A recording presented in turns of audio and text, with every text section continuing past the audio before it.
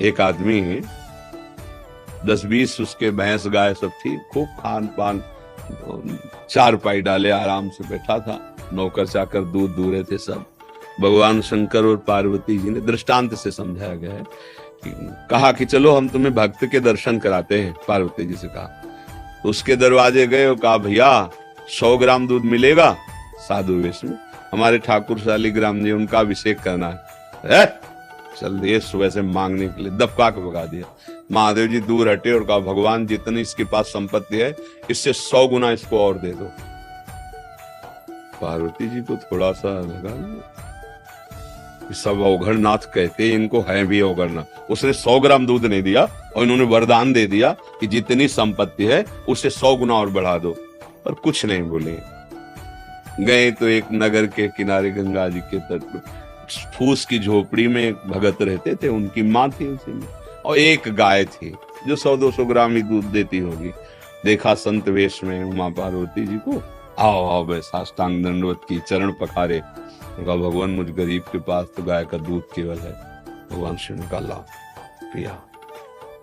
कुटिया से बाहर निकले, शाम जा रहे हैं, तो कहा भगवान कृपा करके आते रहना। भगवान कृपा करो, इसकी मैया और गैया दोनों का अपहरण कर लो, इसकी गैया और मैया दोनों को हटा दो। पार्वती जी जब आगे गई तो बोली देखो हम वहां तक तो बर्दाश्त हो गया, जिसने सादर तुम्हें प्रणाम किया, बातचीत करने के लिए मैया थी, जीवन यापन के लिए गैया थी, उसने तुम्हें दूध पिला, तुम कहो उसको भी मार दिया। और जिसने एक बूंद दूध नहीं दिया कहा 100 गुना संपत्ति और हो जाए। तो हमारी बातें समझ में नहीं आई कि आपका स्वभाव क्या है। बोले तुम समझ नहीं पा रहे हो, वो इतनी संपत्ति में मुझ महादेव को साधु रूप में अपमानित कर रहा है। जब 100 गुना और बढ़ेगी ना तो उसका प्रमाद इतना बढ़ेगा कि घोर नरक जाएगा। और इसकी थोड़ी मति गति समय मैया और गैया में जाता था, अब ये दोनों से अलग होगा, अखंड चिंतन करेगा और परम धाम का अधिकारी बनेगा।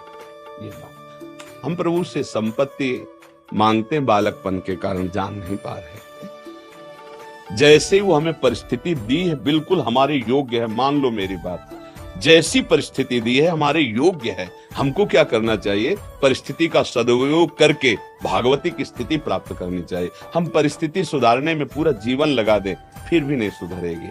आज तक किसी को तृप्ति नहीं हुई। आप बताओ कितना धन मिल जाए जिससे आप तृप्त हो जाएंगे, किसी से भी पूछा जाए। समझ रहे हो, आप अगर अंक में रखोगे भगवान दे देंगे, अगर फिर आपसे यही हम प्रश्न करेंगे ना तो उससे कई गुना बड़ा अंक की अभाव की अनुभूति आपके दिमाग में होगी, वो भी अंक पूरा हो जाए। तो भारत में ऐसे भी धनी हैं जिनके कई करोड़ रोज आए हुए हैं, क्या उनसे पूछो तसल्ली है तुम्हें? तुम्हारे आए हुए से तुम संतुष्ट हो? नहीं, उपाय में लगे हुए हैं और आए हो। भैया ये माया है, इसमें अति लघु रूप रखना पड़ेगा।